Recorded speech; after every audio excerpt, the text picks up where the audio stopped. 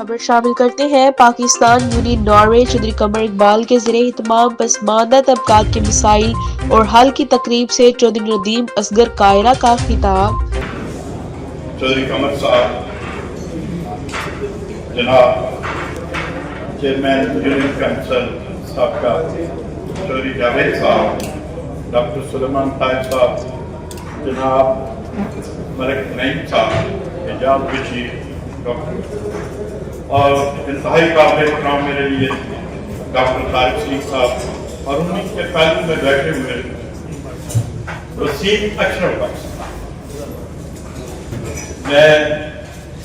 پنڈال میں بیٹھے ہوئے انتہائی قابل احترام ہیں سبھی لوگ، میں ان کا انتہائی مشکور ہوں، خاص کر چودھری قمر صاحب کا کہ جنہوں نے مجھے اپنے علاقے کے لوگوں کے سامنے یہ موقع دیا ہے کہ میں ان کا شکر گزار ہوں۔ ٹائم کافی ہو گیا ہے،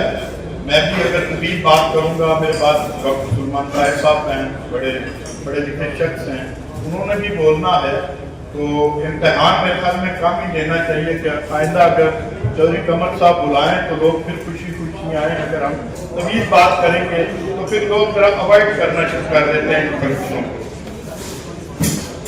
آپ نے بڑا اچھا موضوع چنا ہے، کوئی شک نہیں ہے اس میں، لیکن یہ دیکھنا ہے کہ ایز اے معاشرہ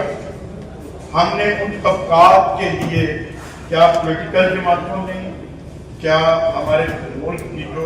انتظامیہ ہے انہوں نے، یا جو لوگ ہم اپنے گاؤں میں رہتے ہیں ان طبقات کے لیے ہم نے کیا کیا؟ بنیادی طور پر ہم باتیں بہت کرتے ہیں، لیکن ہمارا عمل میں کہیں نہ کہیں ہمیں کمی محسوس ہوتی ہے۔ جیسے ہم کہتے ہیں کہ پاکستان کو تو ہم نے لا الہ الا اللہ محمد رسول اللہ کے نام پر لیا،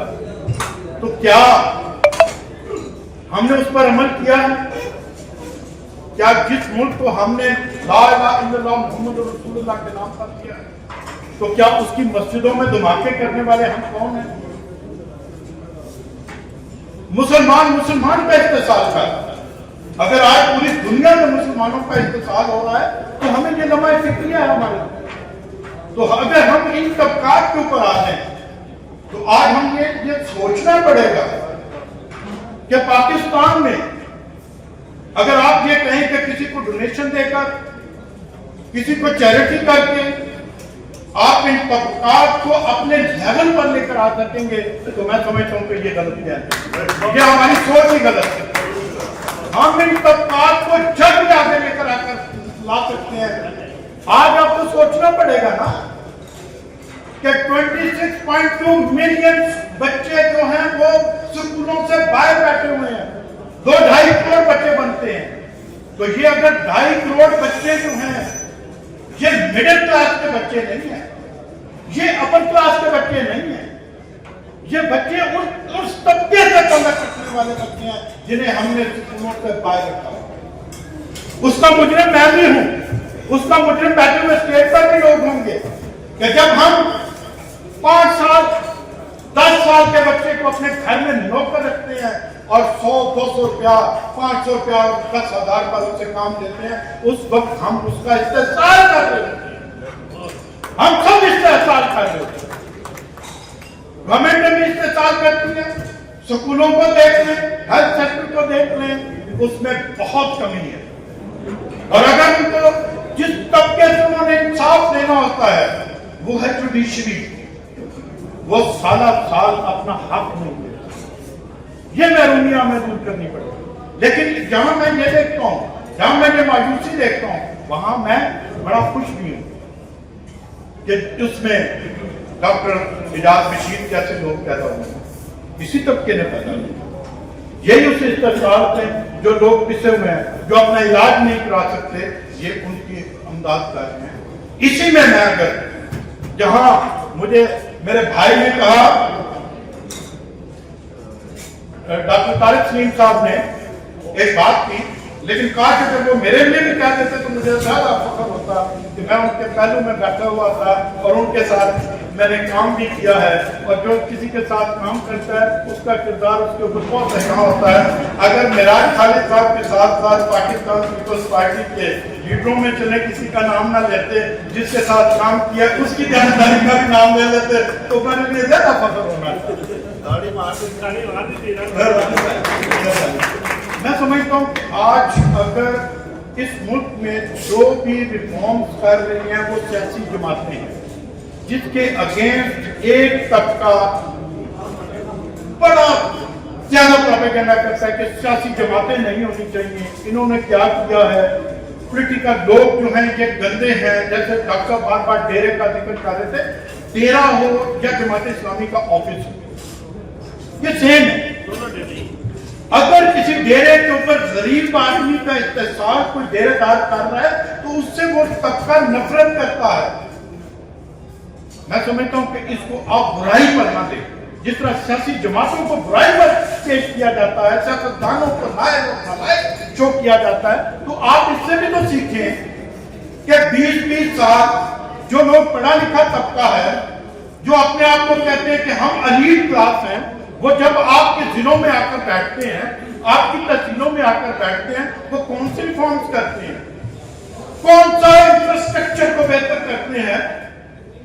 جو آپ کے طبقے سے تعلق رکھتا ہے، جو آپ کی عدالت میں پیش کھڑے ہو کر آپ کو جواب دے ہے، اس کا نام سیاستدان ہے، وہ ریفارمز کرتا ہے۔ لیکن بدقسمتی یہ ہے کہ ہم دوسری طرف جاتے ہیں اور کمزور لوگوں کے اوپر جو آپ کی عدالت میں کھڑے ہو کر ان طبقات کو بھی جواب دے ہیں، آپ کو بھی جواب دے ہیں، اور پسے سے پسے ہوئے لوگ جس نے ووٹ لینا وہ اس کو بھی جواب دے۔ آپ اس سسٹم کے خلاف نہ جائیں،